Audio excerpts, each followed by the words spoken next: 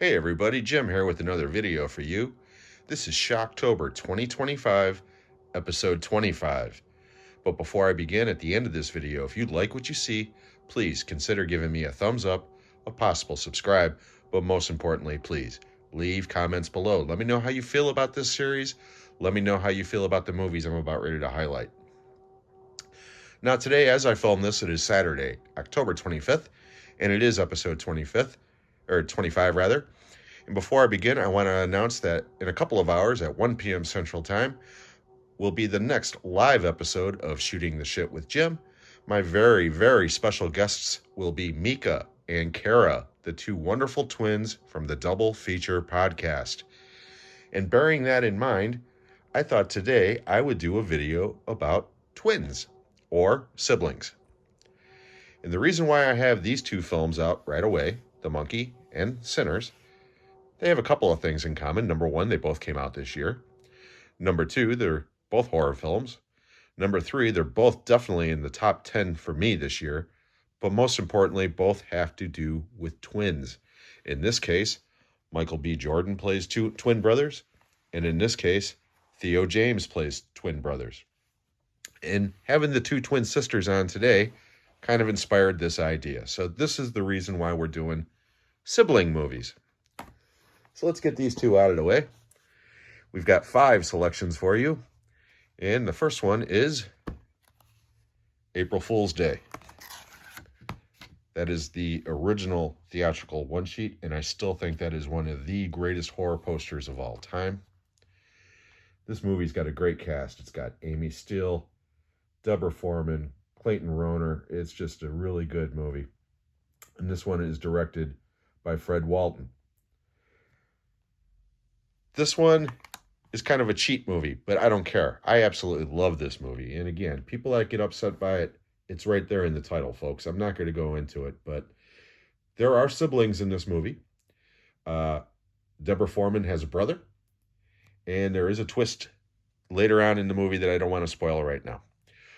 But April Fool's Day is a lot of fun. Again, this movie's 40 years old. I don't know why I'm treading lightly about spoiling a 40-year-old plot, but again, if you haven't seen this movie, by all means, check it out. It's not gory, it's not necessarily scary, but it's very, very entertaining. So the first selection today is April Fool's Day. Next,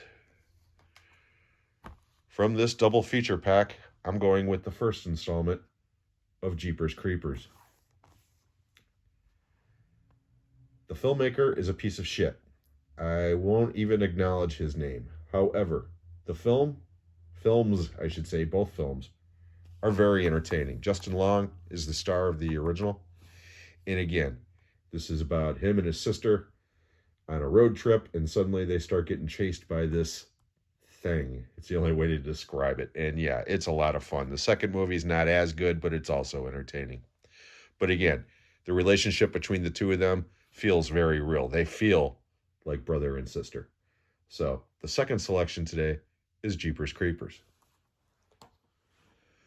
Now we got a couple of psychological movies for you, more than horror, but I like them both. The first is from David Cronenberg, and it's Dead Ringers, starring Jeremy Irons in a dual role and Genevieve Bujold, among others. Quite honestly, this is the best performance in Jeremy Irons' career. He should have won an Oscar for this movie, and he wasn't even nominated. However, the following year, he was in a movie where he did win an Oscar, playing Klaus von Bülow in a movie. The title has escaped me now for the moment. But as he walked up to receive his Oscar, the first thing out of his mouth for his speech was, "Before I begin, I would like to thank David Cronenberg," because he truly felt that without this performance, he never would have gotten the buzz necessary to get that role that won him that Oscar. And again, Jeremy Irons is incapable of giving a bad performance, at least in my eyes that I've seen. I'm sure there's a couple of movies of his that I haven't seen. House of Gucci comes to mind. But in this movie, he's fantastic. He plays two very distinct characters. And it's just a really creepy movie. It's just creepy. It's not scary. For Cronenberg, it's actually very restrained. But there's some moments and some images in this movie that will stick with you long after the movie is over. So the next selection is Dead Ringers. Now, this one might be the least known out of all of them. And I'm talking about Jack's Back. This one is directed by Rowdy Harrington, and it stars James Spader in a dual role, along with Cynthia Gibb, among others. Again, more of a psychological thriller than a horror movie. This has parallels with Jack the Ripper, as if Jack the Ripper was in a modern day setting. James Spader plays a guy who starts seeing visions and realizes that it's his twin brother, and his twin brother gets killed, and suddenly the police are thinking that maybe he is in fact the killer. And yeah, I don't want to go too far into the plot, because again, it's another one of those movies that has lots of twists and turns. But James Spader's great in this. He really is. And Rowdy Harrington, this was like his stepping stone. After this, he was able to get Roadhouse and Harley Davidson and the Marlboro Man. But Jack's Back, like I said, it's not a fantastic movie by any stretch, but you could do a lot less with your time than watch this film.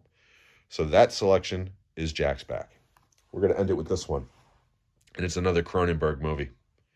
And this might be the most disturbing movie in his entire filmography. And I'm talking about 1979's The Brood, starring Oliver Reed and the late, great Samantha Eggar, who just passed away last week. Rest in peace. She was a beautiful, talented actress. This movie is about divorce. David Cronenberg was going through a very nasty divorce and a custody battle over his son Brandon at the time. And it translates into this movie. As far as siblings go in this movie, or twins go, I'm using the term lightly. And again, I don't want to spoil the film if you haven't seen it. But if you've seen the movie, you know what I mean. And this movie is certainly not for everyone. It's very divisive. It's very strange. It's dark. It's divisive. It's the best way to put it. A couple of my very good friends do not like this movie and scratch their head wondering how I possibly can. Not only do I like this movie, I love this movie. This is like a top 3 Cronenberg movie for me. I love it. It is just so bizarre and so dark. Oliver Reed's great, but Samantha Eggar, she gives it her all, man. There's a scene at the end of this movie that is pure nightmare fuel.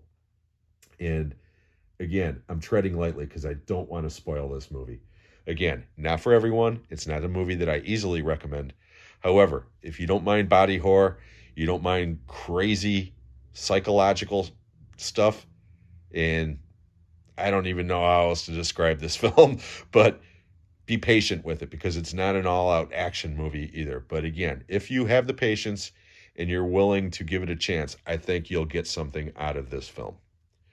So that's going to wrap up this episode of Shocktober 2025. I hope you enjoyed this. If you did, please consider giving me a thumbs up, a possible subscribe. Most importantly, leave those comments below. And again, please join us in a couple of hours right here on Jim's Movie Channel for Shooting the Shit with Jim. Again, my very special guests will be Kira and Meka from the Double Feature Podcast. I'm going to leave their link in the description below. Want to remind everybody we're also going to be doing the giveaway during that as well.